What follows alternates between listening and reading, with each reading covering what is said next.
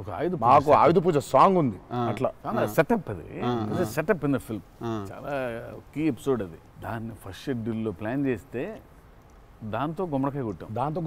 అబ్బా last shot దాంతో film సిటీలో వేసాం సెటప్. అది వర్షాలు పడిపోయాయి, అందులో సీన్ ఉంది, సీన్ ఉంది, ఒక ఫైట్ ఉంది, సాంగ్ ఉంది. అది అక్కడ మొదలైతే ఇప్పుడు ఎండ్ అయింది. పైగా అందరు కాంబినేషన్లు రకరకాల. అంటే సార్ ఇది లాజిస్టికలీ చెప్తున్నారు, నేను అంటే క్రియేటివ్గా బాగా సరిపోలేదు, మళ్ళీ రాయాలి, మళ్ళీ తీయాలి, మళ్ళీ రాయాలని అలా ఏదైనా ఇరిటేట్ చేసిందా మిమ్మల్ని? ఒక సీన్ ఆర్ ఒక సీక్వెన్స్ ఆర్ ఒక కుడ్ బి ఎనీథింగ్ అంతే అంత ఇబ్బంది పడింది. కానీ షూట్ అప్పుడే కొంచెం టైర్డ్ అయింది. వాటర్ సీక్వెన్సెస్ అప్పుడు నా షాట్ బాగుండాలి, వాళ్ళ కంఫర్ట్ చూడాలి, వాటరు అనీవెన్గా ఉంటాయి, వేవ్స్, అందరు పోస్చర్స్ బాగుండాలి, సేఫ్టీ, షాట్ పర్ఫెక్ట్గా రావాలి. పదే పదే తీయలేం కదా అది. సో బోట్లు ఉంటాయి కదా కాదా. సాబు గారు చూడండి, ద గ్రేటెస్ట్ ఇస్ అసలు why did he win so many national awards? ఎందుకంటే ఆయన బోట్లు ఏదైతే తయారు చేసిండో దేవరకి, అంటే మేము స్టూడియోలో ఒక 200 feet by 150 feet water tank వేసినాం. ఇట్స్ అబౌట్ 5.5 feet డెప్త్ పెట్టి వాటర్లు బోట్లు ట్రావెల్ అవ్వడానికి, మేజర్ యాక్షన్స్ తీయడానికి అంతా. ఆయన ద బోట్స్ హీ మేడ్ నిజంగా సముద్రం తీసుకొని వెళ్ళిపోవచ్చు. Okay, so the original functional pure functional boats. So ఆయన చేసిన బోట్స్తో వీళ్ళని ఎక్కించాం.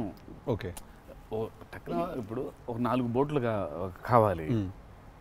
సో వీళ్ళందరూ వెళ్ళడానికి మనం ఏమనుకుంటాం, బోట్లు అంటే ఇప్పుడు తెప్పిస్తారు, ఎక్కిస్తాం అనుకుంటాం కదా. సార్ తెప్పిస్తారు, లేవు మనం చేసేయటం అన్నాడు. సార్ బోటు చేయటం ఏంటి సార్ అసలు, అది వేరే మెకానిజం కదా అంటే. అవును మెకానిజమే, బట్ ఫిజిక్స్ తెలుసు నాకు, సేమ్ మెకానిజం చేస్తాం అని చెప్పి బోట్లు తయారు చేశారు. వాటర్లో పోవాలా కానీ వాటర్ లోపలికి రావద్దు, అదే మెకానిజం. ఇప్పుడు మనకు కార్ కావాలంటే కార్ తయారు చేయరు కదా, కార్ తీసుకొస్తాను షూటింగ్కి, బట్ ఆయన కార్ తయారు చేసేస్తారు. ఆ షాక్ కదా అది, which is very friendly to shoot, friendly to act for actors. RRR లో ఒక ట్రామ్ ఉండింది. అవును, అదేమనుకున్నారు, అంబాసిడర్ కార్. అది అంబాసిడర్ కారు లోపల స్టీరింగ్ వీల్ పెట్టి చుట్టూ కట్టేసిన డబ్బా ఆయన. సో ఆ ట్రామ్ ముందుకు వెనకపోతుంటే మధ్యలో ఒక స్టీరింగ్ తిప్పుతున్నాడు. That's an Ambassador car.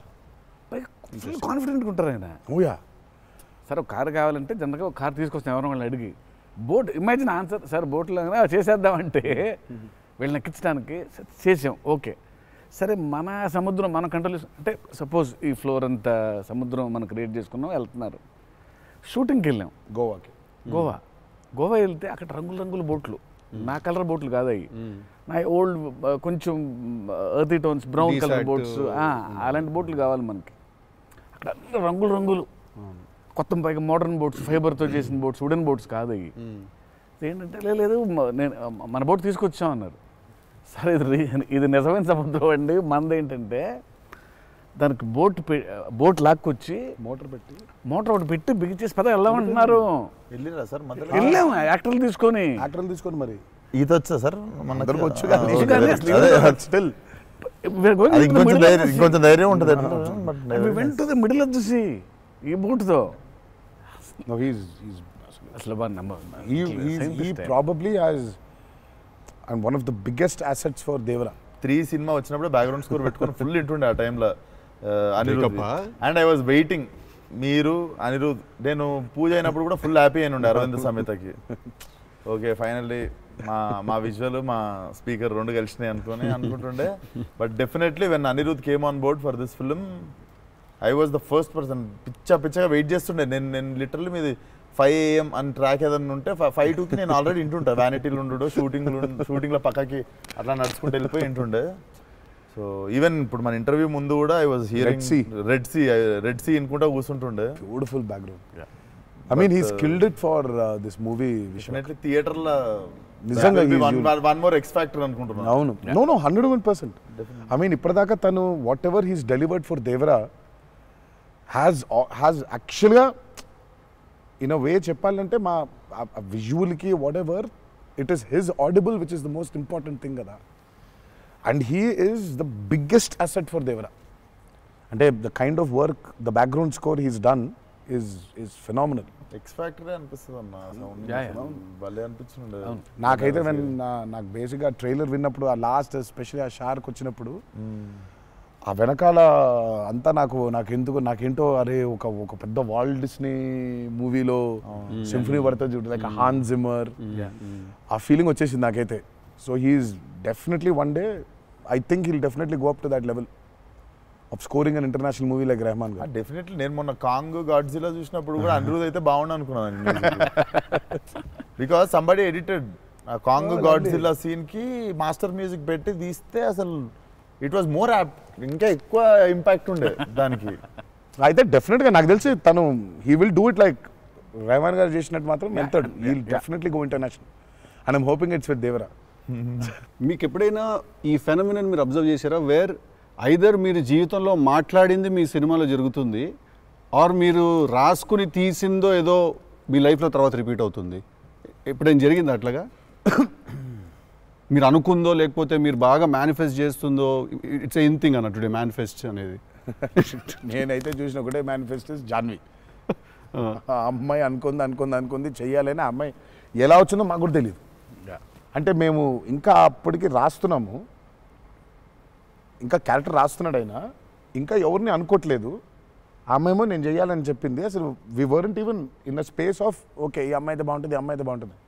ఫైనల్గా డీ డే వచ్చి ఇప్పుడు సరే మనం ఇప్పుడు హీరోయిన్ ఫైనల్ చేయాలని కానీ ఇద్దరు నోట్లకి వెళ్ళి జాన్వి తప్ప వేరే మాట రాలేదు. అంతలా మేనిఫెస్ట్ చేసింది ఆ అమ్మాయి.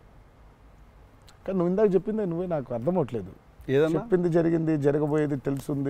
కాదు మన జీవితంలో ఇప్పుడు ఏదైనా మాట్లాడుకున్నా, ఏదైనా మనం కాన్వర్సేషన్ చేసినా, ఏదైనా అది అవుతుంది. అలాంటిది సినిమాలో జరగడం డేజావులాగా ఉంటుంది అది.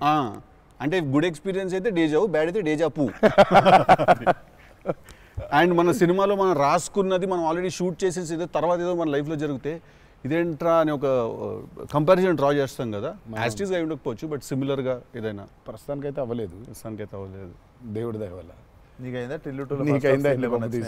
కృష్ణానేస్ లీలా సీన్స్ టిల్లుడు గారు మనోడికి అవుతాయి ఇట్లాంటి అన్ని ఐటమ్ పనులు అన్నీ కదా. అదేలా నా పిలిచి మరీ ఇజ్జత్ తీయండి.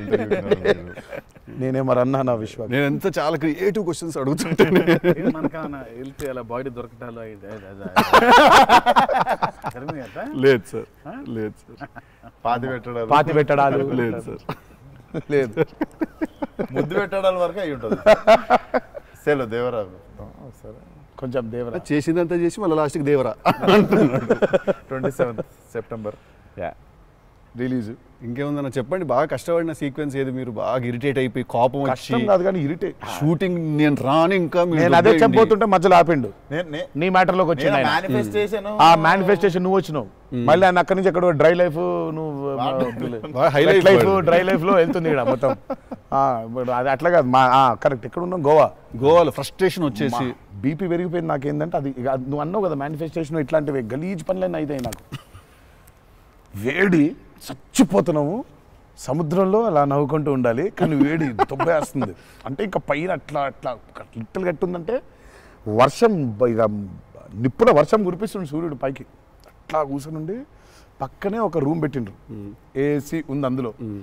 శివా పోతా ఇంకా ఒక్క షాట్ అన్నా పోతా, నేను చచ్చిపోయేలా ఉన్నాను, నేను చచ్చిపో, నాకు ఒక్క సెకండ్ నిజంగా ఇంకా అబ్బాయి ప్రంతి పిల్లలు ఏమైపోయింది, నా జీవితం ఏంది, నేను చచ్చిపోతానా అని అయిపోయింది. ఓకే అన్నారు. ఇక అక్కడే లుంగి ఇట్లా తీసి అఫ్కోర్స్ షార్ట్స్ ఉన్నాయి, ఆ షార్ట్స్తో పరిగెత్తిన లోపలికి పరిగెత్తి వెళ్ళి తలుపు అట్లా వేసుకోగానే ఒక్క సెకండ్ చల్లగా ఉండింది.